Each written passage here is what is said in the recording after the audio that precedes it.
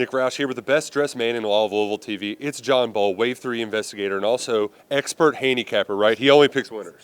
My last win got DQ'd, maximum security. I'm on a bad streak, buddy.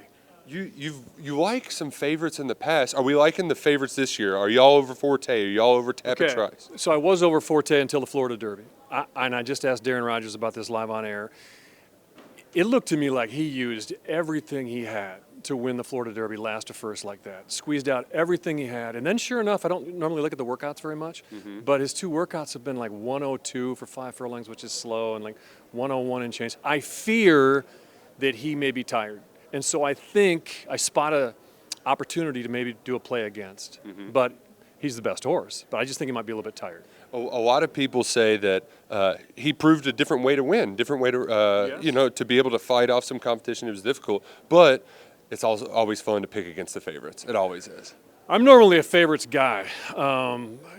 I'm not afraid to bet favorites. And I already told you years ago what my favorite bet is, which is a pick 3 ending in Derby and just go ahead and lock down single the third leg of it, the Derby race, with who you like. But no, I like some other horses in this race, actually, enough to bet on them instead. So who is going to be the winner when we cross the finish line first? I think Angel of Empire is going to win. And the reason why is I'm doing my little film study, football-like film study session at my desk, looking at them all, and the one that popped out that I can't get out of my head is the Arkansas Derby.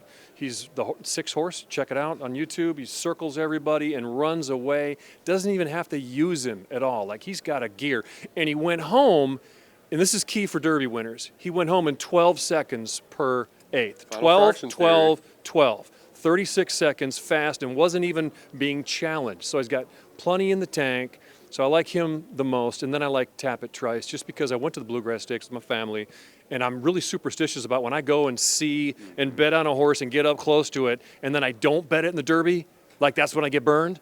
So I'm going to go with Tapit Trice as well. In Tapit Trice ran another one of those races where you thought that the horse didn't have anything left in him, and he kept coming.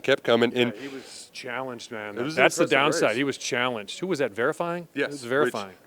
Little speed on the inside early, maybe wear him out. Or could we have another Rich Strike with a closer coming from the back? Okay, so they went 46 to the half last time, and they all tired. If you remember right, though, that race was run exactly like I and everybody else said it would, right? From who would get the lead to who would be leading at the half to who would be coming down the stretch, Epicenter and Xanin. So we handicapped that race perfectly except for Rich Strike. So I went back. You probably did the same thing. Like, what? I always love to go back and see what did I miss. And I looked, and I didn't miss anything. Like, there was no reason to win that Kentucky Derby except for the fact that he had a win at Churchill Downs. And some horses love Churchill Downs, but it was like a maiden claimer race. So I don't take this stuff seriously anymore after last year, and I'm serious about that. Wow. Well, you are seriously going to be on TV pretty much 24 hours a day for the next 4 or 5 days. What is it like being Wave 3 News' John Boel when you're the Derby station and you got to be here at the crack of dawn until the horses run? You know what? It's outstanding. And there have been years when I've done sunrise as well as the evening news as well, because when I moved here in late 88, 89 was my first Derby, the Sunday Silence. Remember the snow Derby of 89? Were you even alive then? Not yet, no. Okay. So 91. So I went down. We used to have a place here in Louisville called Holly Cook Booksellers, and I went down and bought a little paperback book on how to read a racing form, and I learned about just how to read the numbers, and I love the parimutuel aspect of horse racing, which is me against you against the others, right? It's not me against the house.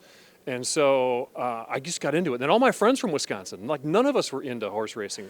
And we all got into it, and they started coming down every year, and we just have loved it ever since. So I love to dive into the data, and then I love the pomp and circumstance of it as well, obviously. Oh, I love the pomp and circumstance. The pomp being the beer in the infield, and the circumstance. I've seen you in the infield. Yes. Yes, it's fun. We get after it. We have a good time. I know you do. And you pick winners, too. Oh, a couple. If you're picking Brad Cox to be a winner, then the whole south end of Louisville will be a winner because we ride for Brad Cox no matter what. Because Brad Cox deserves it. That's who you want to win. Although I love the other guys, too. Like, everybody used to rip on Pletcher in the old days. Oh, that was fun. He was like Phil Mickelson before he could win a Masters. Man. He's cool. He dresses to the nines. He's very nice. Always has been to me.